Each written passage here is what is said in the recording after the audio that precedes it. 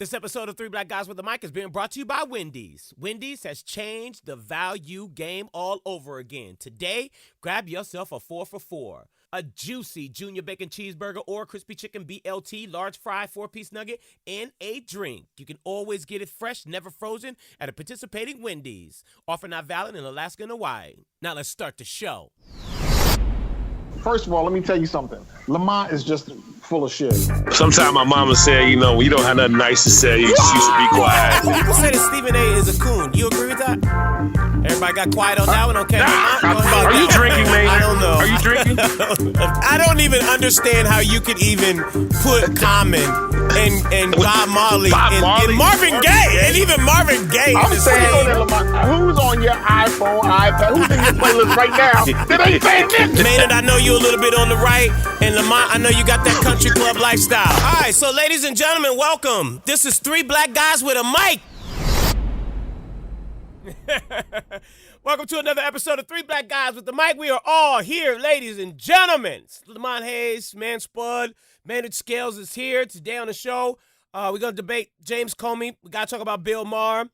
Plus, we're going to talk about the Democratic Party. We're also going to talk about the lawsuit for D.C. going in at Trump. And my man, Ty Mopkins, fashion designer, will be here. Join us on the podcast to talk about his upcoming podcast about hip-hop and fashion and sports. Guys, how are you this evening? How's everybody? Lamont, my man. Maynard, how are you? Lamont, is he asking you or me or both? I'm asking you first, damn it. Just answer the question, Maynard. Gracious. It's aggressive. The showrunner is aggressive. That's more than assertive, mama. So, but wait. Out here. Okay, good. That's good. I'm glad that you're good. Lamont, I did go through your Instagram. I didn't see your post, though, homeboy. Which one? You must have got scared. You didn't want to. Whoa. Which post? I thought you told me you was going to post your Amber Rose challenge. Whoa. Slow down, son. Shout out to Amber. You know what I'm saying? Shout out to little baby Wiz Khalifa, because I don't know what that's doing to that little boy of seeing his mom on Instagram with her vagina hanging out. You know what I mean? Whoa. I'm sorry. You said that was a true statement. You didn't see it, Maynard? No, but you could have just said, showing cooch. Her naughty. No, not cooch. So that's what I said. Maynard. Let's do some housekeeping. Maynard, I said, I think it was episode 24, 25. I used the word cooch. You said I couldn't use that. Stop. Yeah. So now I'm going to vagina. Amber Rose wanted everyone to see her vagina. No, you could have just said her private parts, man. Okay. Here's the deal. I'm really wondering, what is it doing to little Wiz? Because I don't know his name. This little kid has to grow up with knowing that his mom is on every major social media platform showing her private parts. How does that work? Listen. I watched, shout out to Noriega and DJ Effin. I saw Amber Rose on their podcast, Drink Champs. And she said, listen, man, I live in a $4 million home. I'm rich. I got a strip club. I'm good out here. I'm not hurting for no money. So it ain't gonna really hurt, baby Wiz that much. No. Psychologically, because if we're basing everything about what we got in Chase Bank or if you in private banking, wherever you are, or which what you kind are, of that's home, where you threw that out there. Which you are, and that's cool, yeah. And the value of your home today, because let's not forget that they play with those numbers. Come on, Maynard, back me up. It might be $4 million today, but let something happen. You know what I mean? And so, do you think psychologically something's going to be wrong with Saint and Baby North? Yes.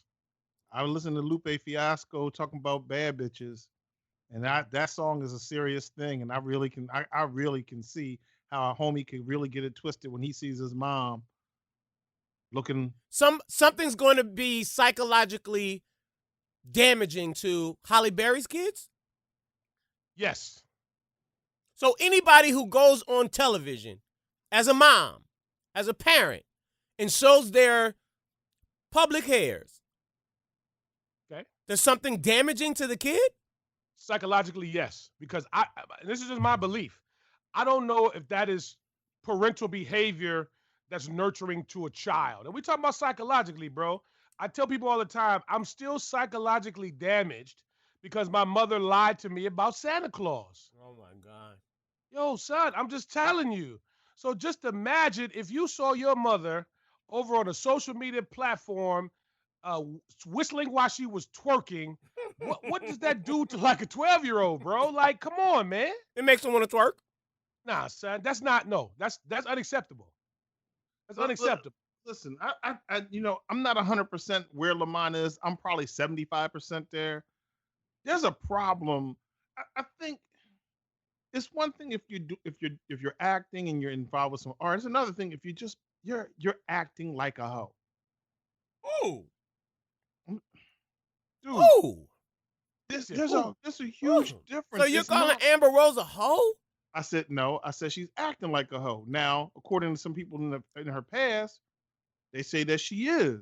But whoa, Maynard, and not to cut you off, she even calls herself a slut. G, like, yo. Yeah, but she says that in a positive way, though. The slut walk is about revolutionary. It's about revolution. It's about freedom.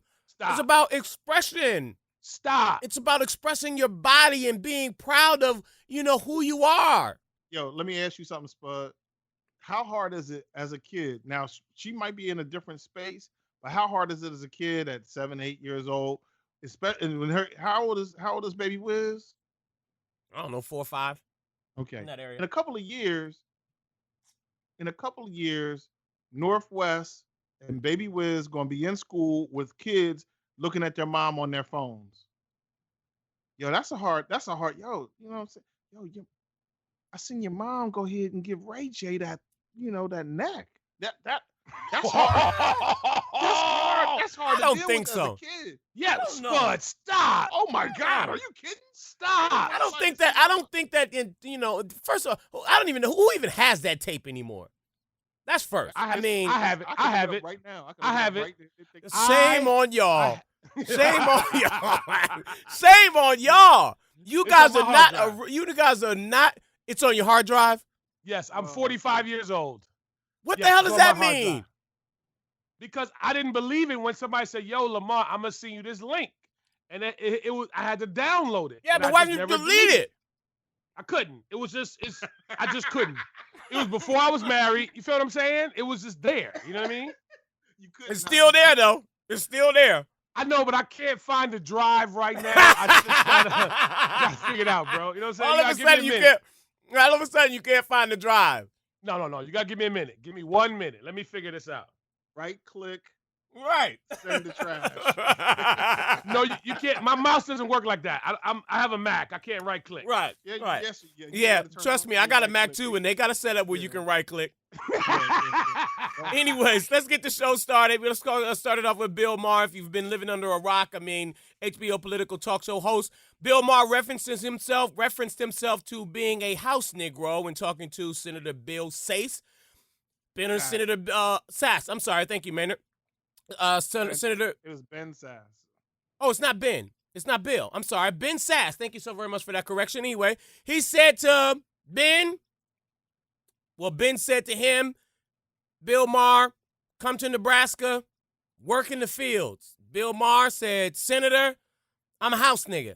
Well, the world went, crazy last week.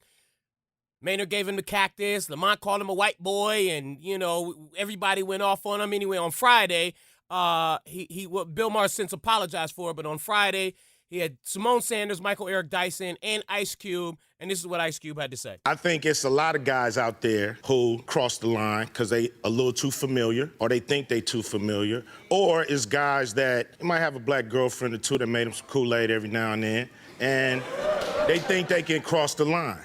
And they can't. It's a word that has been used against us. It's like a knife, man. And you can use it as a weapon or you can use it as a tool. It's been used as a weapon against us by white people. This is real right here that we're going through. And I'm not trying to get on your case, Bill. I'm telling you, I like your show, I like you. But I think this is a teachable moment, not just to you, but to the people that's watching right now. So, Lamont, You know what I'm saying? Is this a teachable moment for Bill Maher? Was this good enough, or should he still be reprimanded for his comments, or is everything all good? Bill Maher's back to work and everybody's back to kumbaya. Lamont. No, man, I'm gonna give you this ball because I was getting like angry all over again. But when I listened to Cube and the way he checked him, it just brought me a little calm. So I'm trying to come down a little bit because every time I hear, Bill Maher and what he said and the way that he said it, first I'm so disappointed in our homeboy, Eric Dyson. I felt like he coddled him when his segment came on. But I'm so glad you didn't play that portion. But it's like when Cube came up, Cube said it in such a way that there was a stern in his tone. There was a pinch of intelligence. There was a little bit of anger, and it was just a little bit of, listen, man, this is what this is. So I just felt like Cube brought it all the way home. I mean, it's not really about kumbaya, but I think he needs to understand, like a lot of other people need to understand that, like he said, that word has been used as a weapon, period.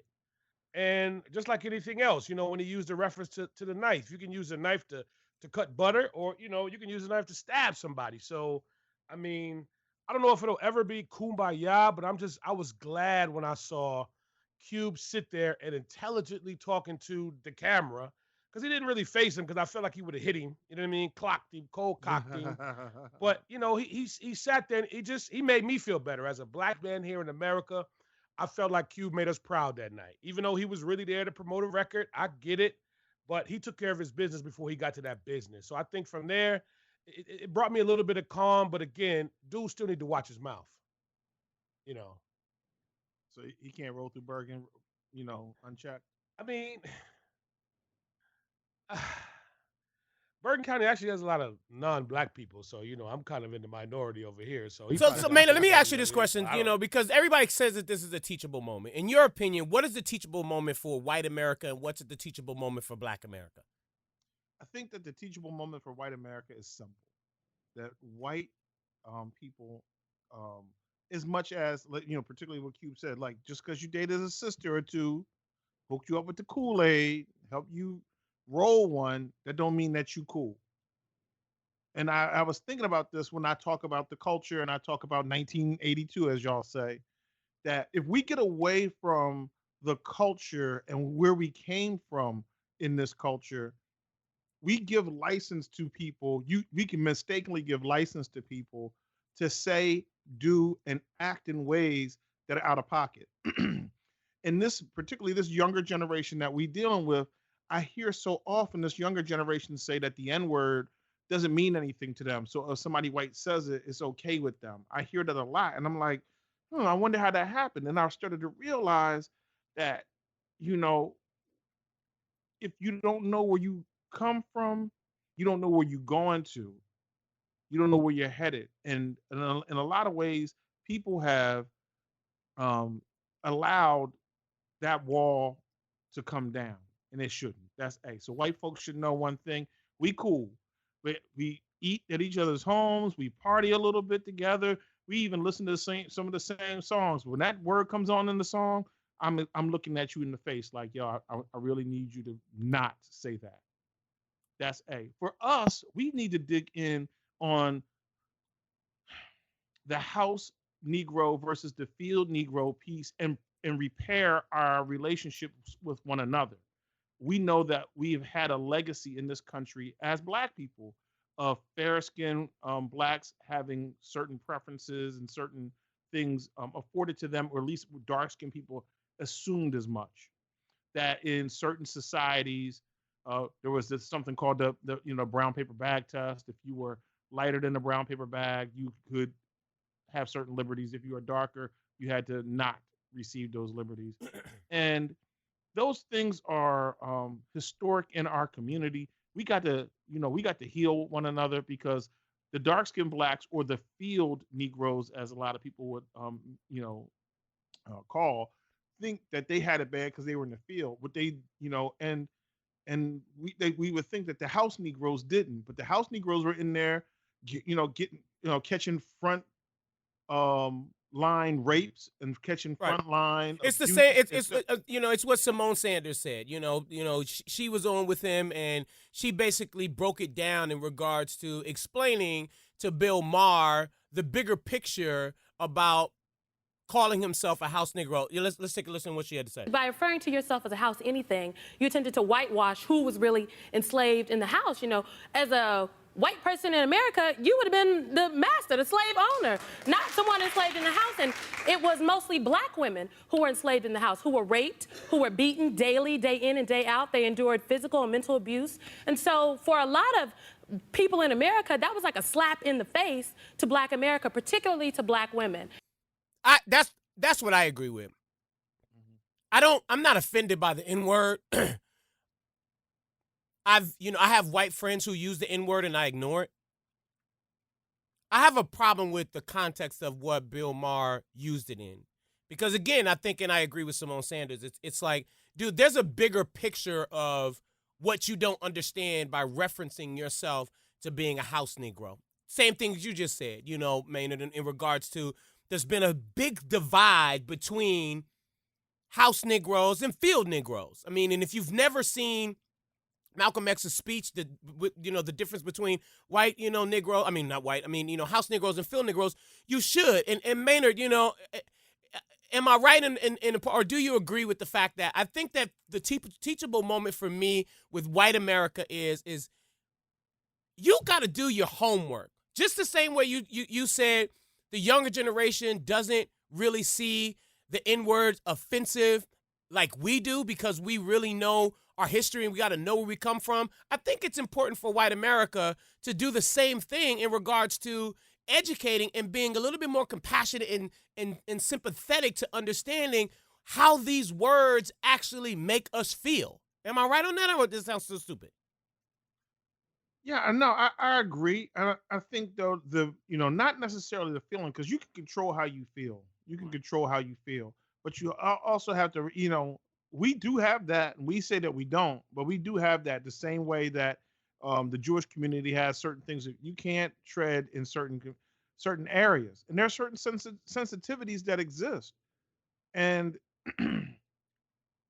there's certain levels of respect, and when you are called, just to kind of just break it down, and you do what you want to do with this, but to be called a nigger is it puts you in a headspace where you have to, now you got to I can't even be a man right now. I got to be this thing that is hateful. And I watched this weekend,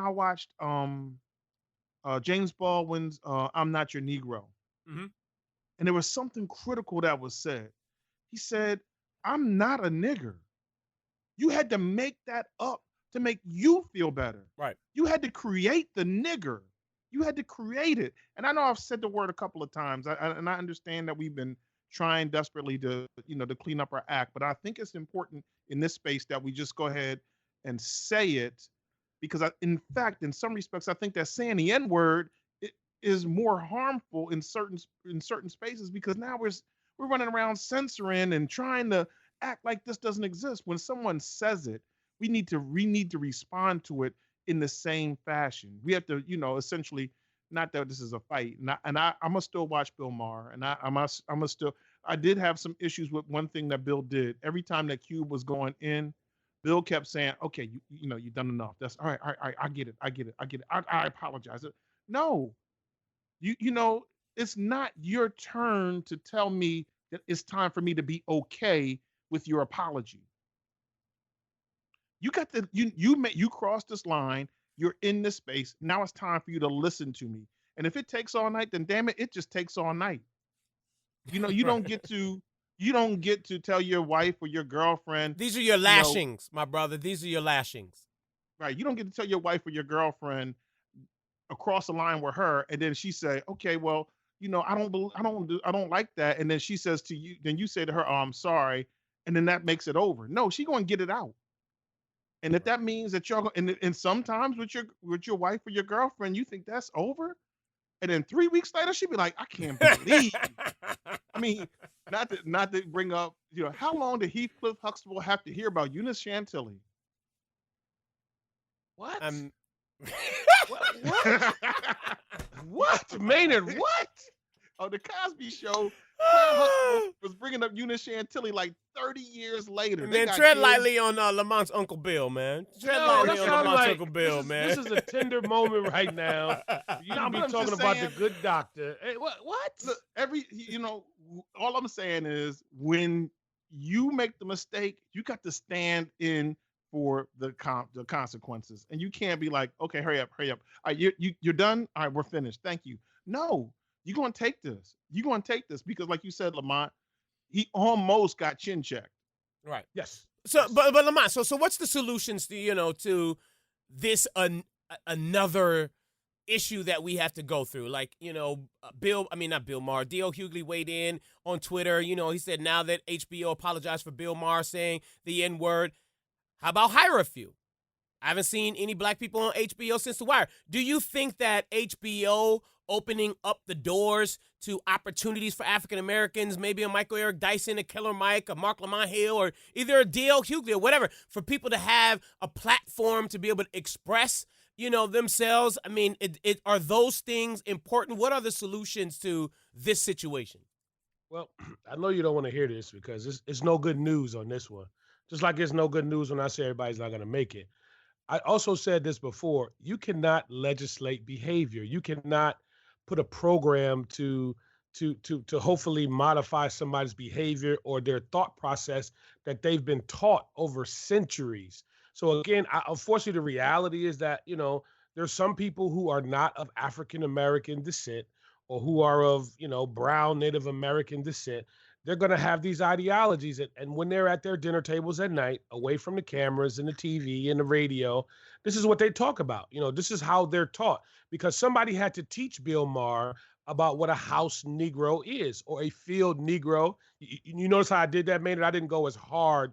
And, I used a butter knife and you used like the real carving knife. You know what I mean? But, you know what I mean? So again, I just hate to say this, is that there's still a very large segment of this country of people who believe, that, and that they believe in that history of this country. And unfortunately, as we've seen in certain legislations over 1600, some stuff I saw today, some things that I'm reading, that we still have people who are in government that are of that historical nature of this country, which is the black folks belong out there in the field. And you know what I mean? I just feel like, and some of them can be in the house. Absolutely. And some could be in the house. If you're light skinned enough, or you can make a good biscuit, or, you can sweep the floor really well, or somebody like Maynard that could probably work really good in the shed by making sure the horses were tended Yo, to. seriously? Seriously. Damn. I guess you're right. It's either it can be a tool or it can be a knife. You're right. Exactly. Yo, hold on, Lamont. Let me lift my throat. Let me lift my neck up so you can get straight to the throat. Right. Stab, man. No, again, I think, like, we can sit here and play around, like, if we want to get, and what I saw from Eric Dyson, Michael Eric Dyson, a.k.a. our homeboy from the East Side, I know Bill Maher's your guy or whatever, but again, I think he should have checked him. And he had an opportunity to do that. It was him and Bill face to face, and it's almost like he hugged him and kissed him in the mouth. And I was like, he ain't trying to risk promoting a book or promoting an appearance or getting some checks somehow. I'm sorry. I know that's your homie. I've never, Michael Eric Dyson, no. Just what no. you got against Michael Eric Dyson? What is But- up with you? I no, don't what understand. he did on Bill Maher was whack. I mean, I understand it, but I just kind of a real quick sidebar. Like, I mean, you don't get down with Michael Eric Dyson. You got issues with Al Sharpton. You definitely ain't down with Van Jones. Like, what is up with you? Cornell Why you- West, baby. Cornell West. Cornell West. Let's move on. I like a real thug cat that comes Stop. on and drops the real science. Anyway, let's move on to James Comey and his testimony. First of all, man, I got to ask you, what the hell was John McCain talking about? What was his questions? Nobody knew what the hell John McCain was talking John about. McCain and I don't know why listen, no one else is talking about Hillary Clinton anymore.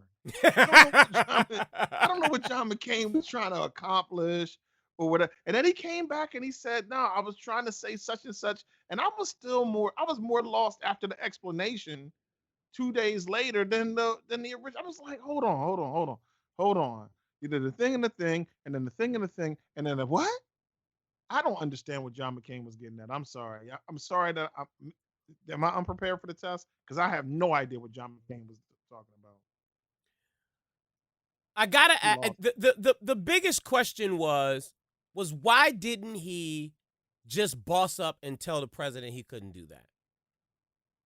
And he gave, a pretty good explanation, and I can understand. I mean, you're in front of the president of the United States, and I'm sure we all, you guys can correct me if I'm wrong, we've all kind of been in front of somebody who may be a superior or somebody we may look up to or whatever, and we kind of are really saying no, but we really just are not saying no for real. I mean, Comey said that he was stunned by the conversation, so he kind of just took it in, and he was playing it over in his mind, what his response would be, and he said that, he agreed that Flynn was a good guy, and, but he said that I'm not agreeing with doing that.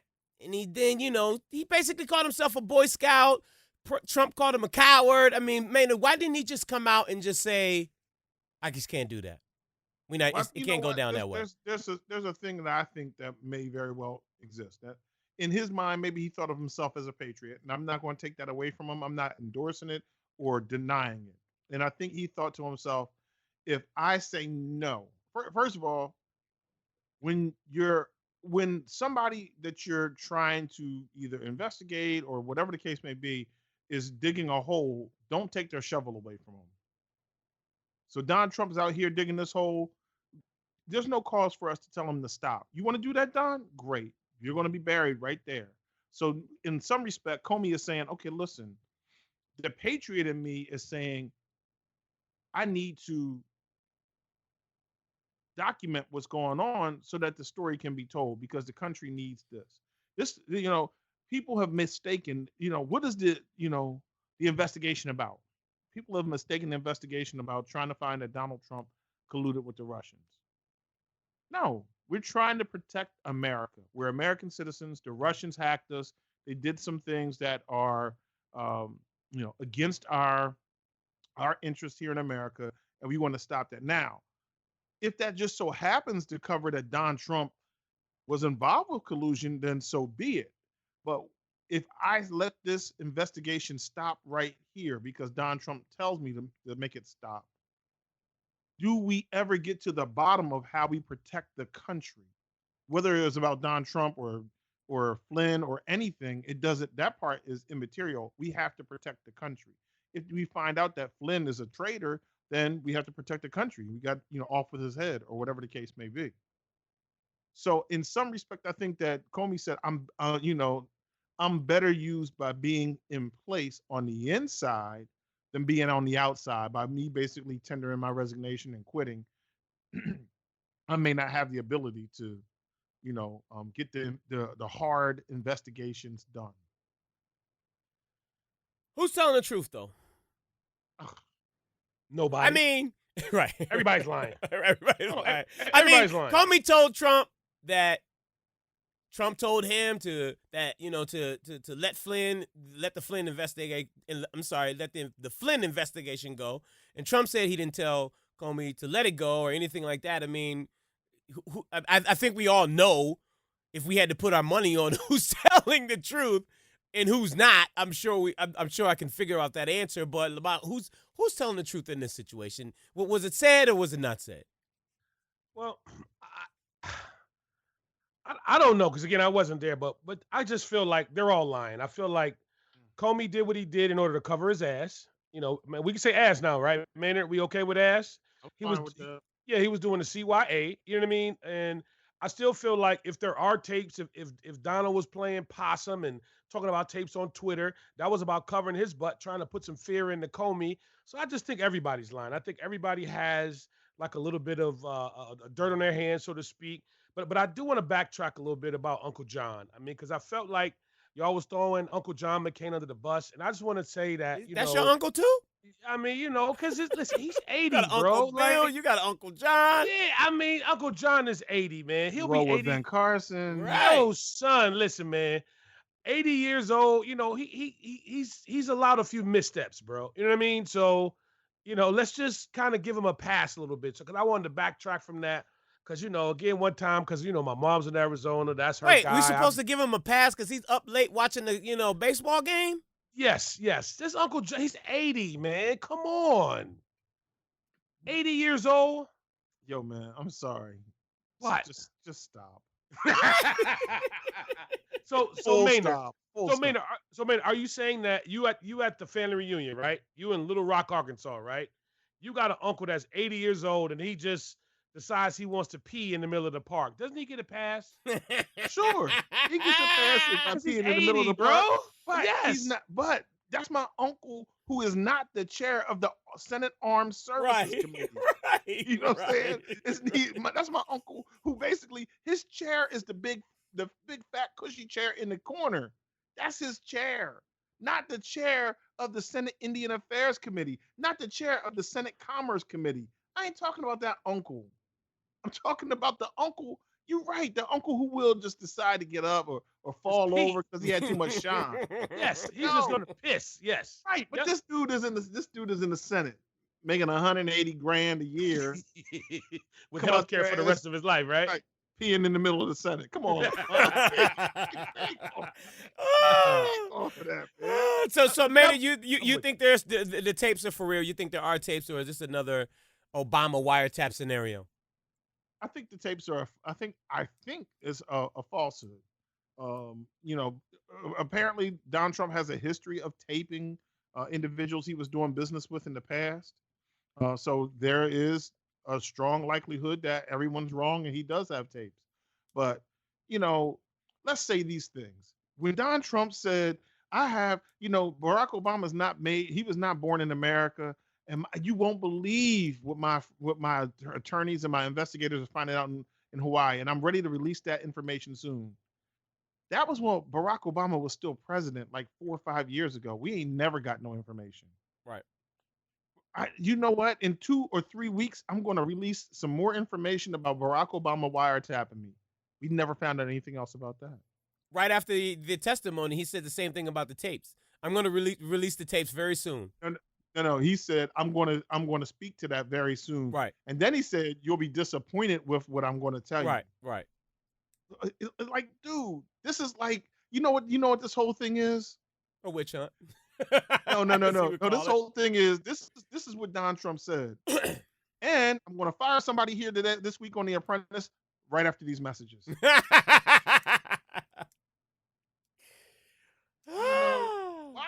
What is up with building the suspense? This is a country. This is not a TV show. We trying to run a country here, my dude. Well, Maynard, we all know again, when he got inaugurated, we said, listen, this is not going to go right. So, we had 130 plus, 130, almost 140 days, right? So we knew this was going to be a mess, man. It's a train wreck, and it's going to, continue to be a train wreck. We just want to try to keep the train on the tracks and just make it, as palatable as possible. And that's all we can do. My question for you, Lamont, is this still the winning? I keep telling you, and this is what I learned a few years ago, is that his base, the people in West Virginia, the people in certain parts of Ohio, Just very low. it's very low, but they're still with him, man. They're going to ride this out. Did you guys not see? And I saw this online the other, I think it was either today or yesterday, where ICE rounded up a large group of Chaldean people in the suburban areas of Detroit, which are, I guess, Iraqi Christians, but in that part of the country they call them Chaldeans. Right. And there were several people that got on TV and said, "Yo, I voted for Donald Trump. I thought he was going to take care of us, but this is okay. I still support Donald Trump." Almost fell out my chair, and they were taking away one of our loved ones. You know what I mean? So it's like, you have some people, they just don't understand, and they're not going to understand. And you trying to, not say you per se, Maynard or Spud, but us trying to figure out their thought process, that's going to make us crazy. But the question is the W with the base a W? Right? To them it is, yes. To them it is, yes. But can you say he's winning as a president? I mean, you're saying he's winning as a president with his base. Let's ask this question. What one thing has he accomplished other than getting Gorsuch in the Supreme Court? He's accomplished absolutely Which nothing. was they had to pull a Hail Mary on that one.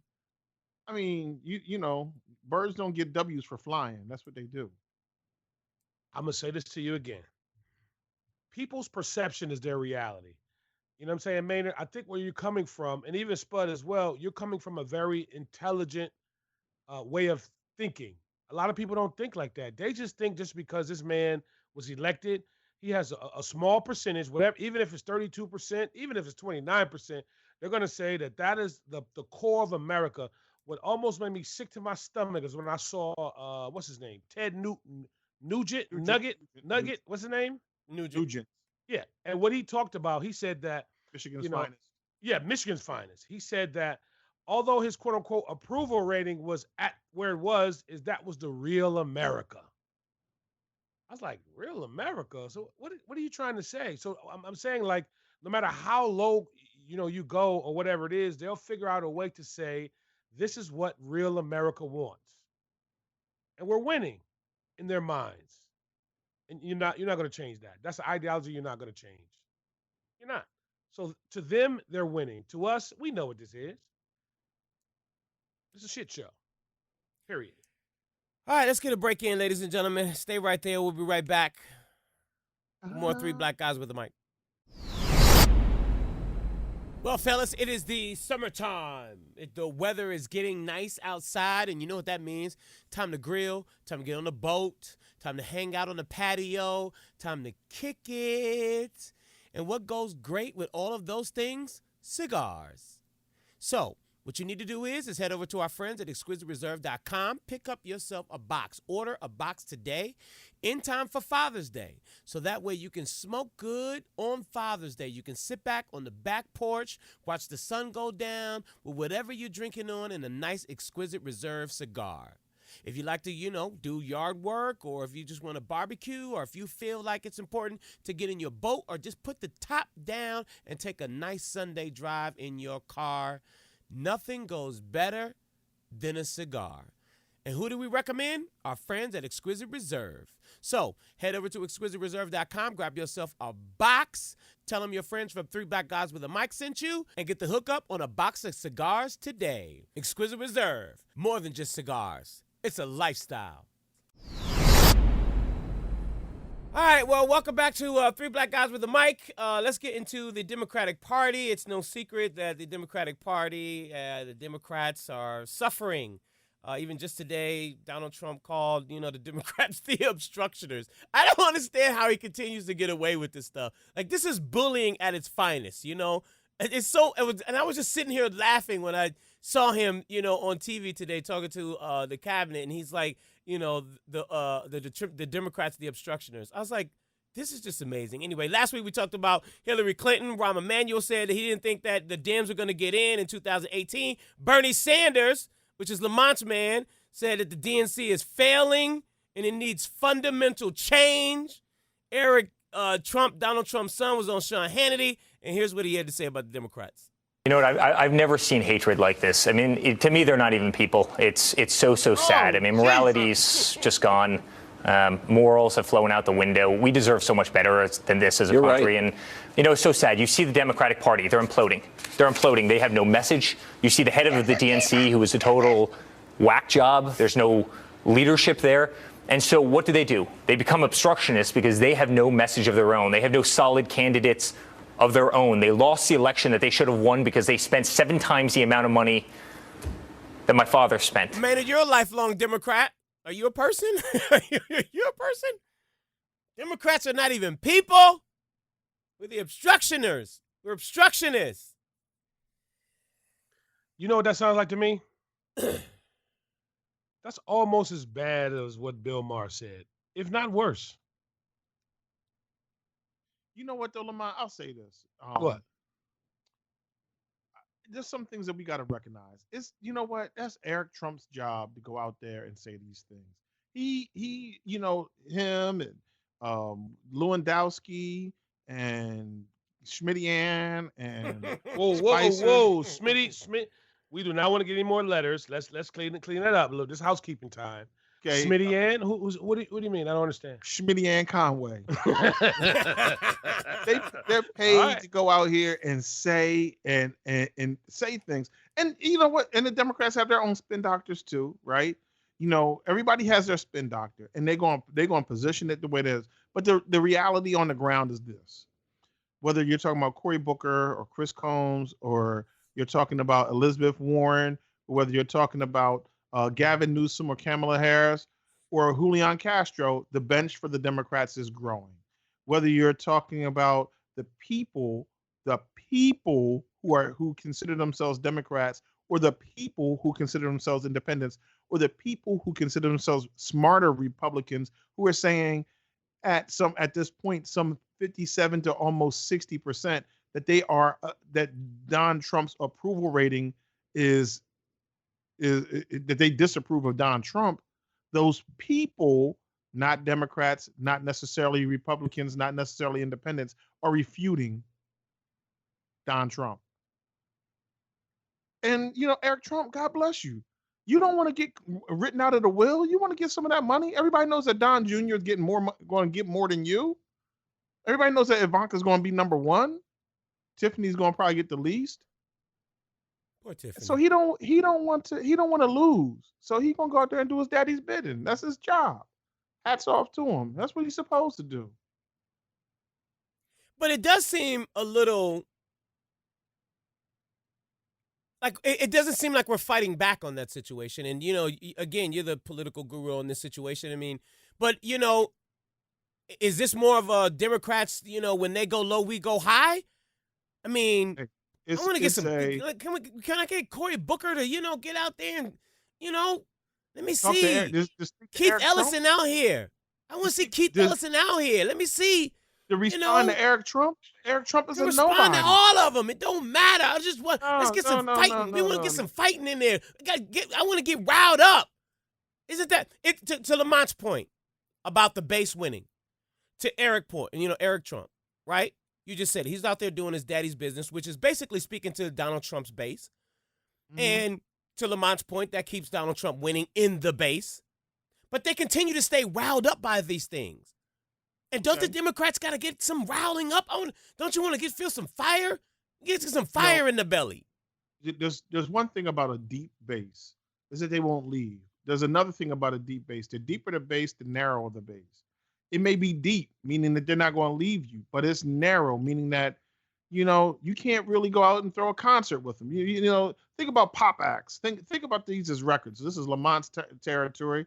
Sometimes you get a pop act that can just go out here and sell tons and tons and tons of tickets. And they're gonna sell out. But the loyalty might not be there. You know, think of, I don't know, somebody that came and went like a blink of an eye. Whoever it may be. Yin Yang Twins. I don't know. Whatever the case may be. Hey, my man. Hey. Yang Twins got a couple hits, man. Come on, my G. They got a couple hits. Did the Yin Yang Twins ever have a loyal, widespread base? Maynard. Let's answer that question. Yes, they did, man. But I just want you to be careful. Nobody's showing up for a Yin Yang Twins concert. So they was just in Detroit. They rocked it. Really? How many people went? Did they headline? No. Were they the headliners? Maynard, stop. They weren't. Stop. So, you in the wrong arena. Go back over to that corner. Go back to that side. Next step. Yes, you can have a deep base. My example a couple of weeks ago was Sade. Deep base. Sade might not sell, you know, she might not go double platinum, triple platinum. She's gonna go gold with her base. She might only sell 300,000 copies, but they're gonna show up to see her. That's great, but she's not going to necessarily bubble up and be, you know, the chart topping, you know, number 2 with a bullet, you know, artist. That's just not who she is. And so Donald Trump won one time. Lots of people get a hit. Can you sustain that? That's the question. His base is deep, but it's not wide. And it's not growing. But you know what else? I think what Spud is looking for is really something similar that I heard Bill Maher say, is that Spud wants to fight. He wants to go and knock somebody in the head, verbally, of course. And I think what Spud is saying, like I said, like Bill Maher said, is that from a Democratic side, is that they don't do that they don't play dirty. They don't get down in the mud and call, Republicans names and just do all kind of those, those dirty tricks that some of those Republicans do, just like Donald has done, of course, of riling up his base. We didn't do the same thing. We talk about it all the time, Maynard, about hell, we couldn't even get, Hillary to come out the house sometimes. You know what I mean? Where, Donald is doing 3-4 stops a day, rallying, talking about punch this guy in the face, just like the good old days. You know what I mean? So I think that's where Spud is going. But I think overall, the DNC, that's not how they roll. I think they roll from a different perspective of trying to figure out how to get something done more from a strategic basis. I mean, Yeah, you but kind of what's tell that me if I'm. strategic basis? I mean, you see They're that, still trying to he- figure that out. They're I- trying to figure that out. Well, I damn, think. how long does it take? They just, put Tom Perez and Keith Ellison, in the spot back in February. It's now June. I mean, what the hell? I mean, you What do you saw wanna- what Eric do you- what Trump. do- Hold on, though. Hold on. What is it that you want to have happen? I want It's some. not a- I hold want on. some Whoa, fighting whoa, going whoa. on. I want some Whoa. fighting. Whoa. I told Is you there- he want to fight. I What? want to get Is hype. there an, is wants there to an get hype. election? Is there an election on the table right this minute? that No, you- it's not an election, but I'm Okay, sure that so- you so and I. slowly- Wait. But I'm sure that you and I would agree that there is an election on the horizon. Am I correct? That's correct. In Okay, which you- so it's easy for us to be able to. Hillary Clinton said that before the dang on tape, she would have been all right. So we can lose it in an instant. So right now, I think that we need to be getting ourselves prepared, getting ourselves riled up, getting ourselves excited. Tell me, in your district, in my district, I'm not, and I don't know if she's running again, but I'm not excited again about, somebody said this to me on my talk show the other day. Like, I'm not excited about Deputy Stabenow right now. I mean, I don't see John Conyers out here. I'm not excited about John Conyers. The most exciting thing in 2017, correct me if I'm wrong on this, Maynard, about the Democrats has been John Ossoff. Right? That's been the most exciting thing so far. There's been nothing else. So, and Bernie Sanders is probably the most popular person out here in regards to a candidate that's not even running. So if he decides to run again as an independent, Democrats got to battle that again. Can I say against something, Let me Donald say something Trump's not popular. base. Let me say something not popular with the Detroit Legion. Hey now. Legion. Did you say Legion? Hey now. It's time for John Conyers to It is time for John Conyers to. You know when sit it John on Conyers down. is the year that John Conyers assumed office? It don't matter, man. Hey, back up. Hey, Lamont, get your man before he No, start. We That's gotta, Uncle we gotta John talk now. about it. I know. Now, Yeah. wait a minute, We gotta Lamont. talk Now, about it. everybody can't be your damn uncle now. We got to talk. It's got to be spoken about. First of all, John Conyers is 88. So, 90 is on the horizon. John Conyers assumed office in 1965. Nothing wrong with that. There's That nothing- man's yeah, still out but- here but- getting up every single day, flying to Washington. Hey. Like you said, you're not excited about him right now. Who is it in Detroit, in Michigan, that is on the bench saying, if he would just listen, just let me get in the game. If he would just get out the way, I can score 15 points. I can score 27. I can go out there tonight. I can roll a triple double. Is John Conyers still getting triple doubles? I don't even know if I see John Conyers in the game. And I love John Conyers, and I respect and admire him. I think, though, for those elders who are in the party, it is time for them to step aside. Now, there's something, and you're right. We need youth in this movement. The Democrats have not won the presidency without youth. In our lifetime, and I'm going back just a little bit ahead of our lifetime, John Kennedy, young man. Clinton. Carter was a young man. Clinton was a young man. Obama was a young man. We haven't won with old throwbacks. We've not been successful with that. When we've won, it's been young men. But that also translates not only to the people that's in the party, but also to the voters as well. Yes. Thank you. I don't know if that was a sarcastic thank you, but I'll take it. Listen, it's Maynard, so you know there was sarcasm in there. It was like I really thought it was sarcasm, under. but I was like, wait, Yeah, is that it was there. sarcasm? I was that just confused by the comment. I was. Just I mean, what I meant by just a that is with Obama, right, and with Clinton, because they were young, the younger generation was energized by going out to vote for them. So was Kennedy. That's what I mean. My point. I mean, I'm saying the same thing, right? No, what I'm saying, right. But the younger generation wasn't energized by John Kerry, right? I mean, you didn't see Puffy out there with the voted I T-shirts for John Kerry. Yeah, he was out there with the voted I T-shirts for who? Al Gore. What did that do? I didn't do nothing, but. So what I'm saying is this: in order for us to build a bench, we got to rise up, get people in place, let them set the table, and then be like, "Yo, all right, young fella, young lady, I'm gonna step aside. It's time for you to take over." We got to be grooming people. That John, and I don't know. I'm just using John Conyers as and props to John Conyers for being an amazing representative from that area. And Bobby Scott from my area and so many other places, Maxine Waters. But it's time for these people to either make a new path for themselves. Maybe they need to become governors of their states. Maybe they need to move into the Senate. Maybe they need to run for president. But they got to make a space so that young, hungry lions can step in and start, blazing a new path, because it's time for us to have new leaders. So, ladies and gentlemen, it's now time for the Cactus of the Week. This is where somebody has said something stupid and they got to choke on their words. Maynard, who you giving the cactus to this week, my brother? Well, I've given a lot of thought. And Bill Maher got the cactus last week. And the coverage of Bill Maher was interesting. Because Don Lemon in his show, they covered Bill Maher, they discussed it, and one of his compadres from CNN, from The Messy Truth, Van Jones, was on it.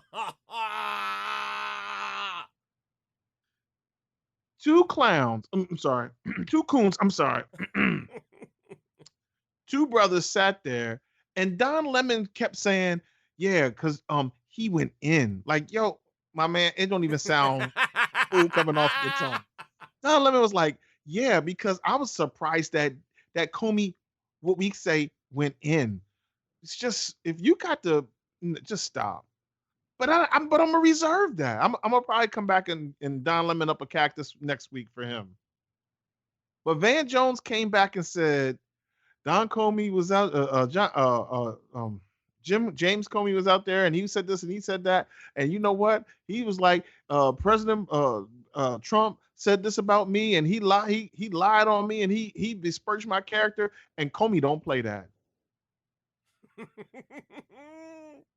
Comey don't play that. Van, you huckster ass whack sucker. Why are you trying so desperate to connect and land? Don't dumb your message down so that you can be cool amongst a group of white folks on TV so you can try to be somehow hip. My dude, you're not hip. You're not cool. You're not. And for that, take some of this cactus in the throat. Is this the second time I had to give Van Jones some cactus? Yeah, he's on the second time. Damn, man. You a repeat offender up in this piece? I'm gonna need you to just stop. You already left the community. I don't even want to really get into that. But you know he left the community. You know he ain't down with the sisters. Oh, that don't mean nothing. Hey. All right, homie. When you lead a community, you can't be down. Just, you know what? Leave the culture to us. Those of us who stayed here and we in this community and we down with us, leave that to us, because you ain't in this. You done came out and said Barack need to go on a poverty tour. You done said Hillary was on some flaky biz. now you out here, Comey don't play that, and you go home, and you know what? God bless you. What's his name again? Van Jones. God bless you, Van Jones. And you will go home after that stupid little comment to your beautiful Janet Carter, and she's an attractive woman and a nice woman. I'm sure you're happy. And she will say, you know what? You know what, Tom? I mean, Van, you did a good job today. I like that Comey don't play that comment. That's so funny, Tom. I mean, Van. Stop being a Tom. Tom ass, huckster ass person. Okay, we got it. He got the cactus. Jeez. Huckster ass. Good Lord. Lamont, you ain't got nothing to say? Okay. You better not say nothing else, Lamont. Don't make me have to come over there in Bergen County. Stay right there, ladies and gentlemen. When we come back, we're going to talk to Ty Mopkins right here. It's Three Black Guys with the Mic. Just a touch of love, a little bit. That's what we're talking about when we talk about Touch of Beauty Hair, EXT.com. Those are our friends over there, ladies. It is blazing hot outside. Now, today, I live in Detroit, and today was 95 degrees outside. And I know, ladies, when it's hot outside, you're not trying to do your hair. You ain't trying to do nothing, but just wear something that is comfortable, relaxing, and easy to maintain. Whether you have straight hair, curly hair, natural hair, or whatever. Our friends at Touch of Beauty Hair Extensions has anything from you. Frontals, Southeast Asian hair. They even have their own Touch of Beauty hair extension line. And the great thing about Touch of Beauty hair extensions, you ain't got to worry about standing in line at the store. You ain't got to worry about going to the store and they don't have your hair. They got to order it or anything like that. All you got to do is go online to Touch of Beauty Hair, EXT.com. Order your hair. It comes right to your door. Then you can go directly to your stylist. She puts it in your hair. Boop. There you go. You done. All good for the entire summer. Because the hair is so quality, it lasts for months and months and months. Plus, they give you hair care tips on how you can maintain and take care of your hair. You can't beat that. So, do yourself a favor, ladies. Don't be managing and patting in your hair and all that other stuff for the entire summer while it's hot outside. And you're trying to look good at the same time. That's not a good look. Go to touchofbeautyhair.ext.com and order yourself a bundle today. That's touchofbeautyhair.ext.com.